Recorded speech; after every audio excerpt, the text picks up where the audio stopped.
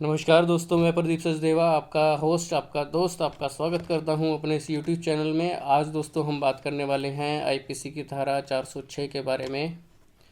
दोस्तों, जब भी कभी मैट्रिमोनल केसेस स्टार्ट होते हैं तो 498 ए के साथ में पैकेज में 406 गिफ्ट में मिलती है, उसके साथ पैकेज में मिलती ही मिलती है।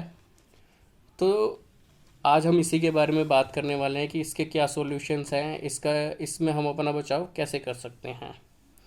तो उससे पहले हम ये जानेंगे 406 है क्या। 406 है बेसिकली ब्रीच ऑफ ट्रस्ट।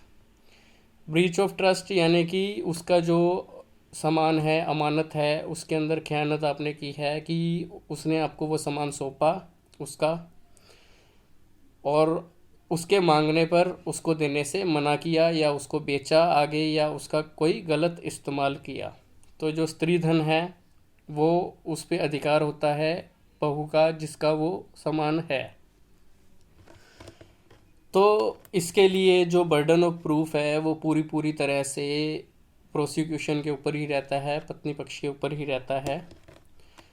उसके लिए सबसे पहले तो उन्हें ये प्रूव करना पड़ेगा, सिर्फ लिस्ट देने से ही वो प्रूव नहीं हो जाती। उनको ये प्रूव करना पड़ेगा कि वो जो सामान है उन्होंने लिस्ट में लिखा है वो एग्जिस्ट भी कभी करता था कि नहीं। उसके लिए उनको बिल्स देने पड़ेंगे उसके, या फिर कोई डॉक्यूमेंट्री एविडेंस ऐसा देना पड़ेगा।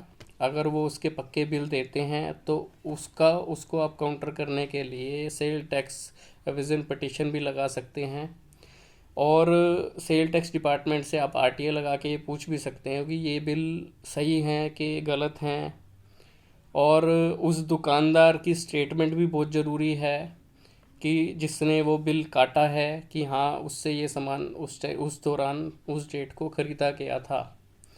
उसके बाद सेकंड चीज़ इंटरेस्टमेंट, एक टेक्निकल टर्म है, वो उसको बताना पड़ेगा कि उसने वो सामान सौंपा था, उस डेट को क्यों सौंपा था, किस पर्टिकुलर डेट को सौंपा था, वो ये सब चीज़, और किसके सामने सौंपा था, वो उसको प्रूव करना है। उसके बाद उसको ये भी चीज़ प्रूव करनी है कि उसने जो उसका स्त्री धन है उसकी डिमांड की थी। डिमांड करने पर फिर उसको देने से आपने मना किया, ये सब चीज़ें उसको प्रूव करनी है।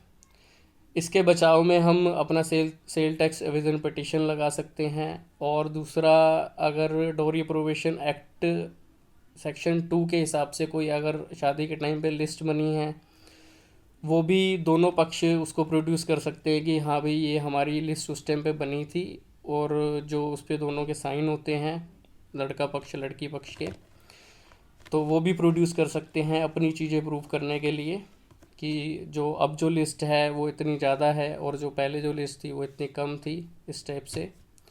तो बेसिकली इसमें बर्डन ऑफ प्रूफ जो है पत्नी पक्ष के ऊपर होता है, और कोर्ट हमेशा इसको यही कह के खारिज कर देती है कि सबूत नहीं मिले कि वो स्त्रीधन एग्जिस्ट करता था, और या फिर अब वो स्त्रीधन कहाँ है, ये सारा प्रूफ उसको ही करना है।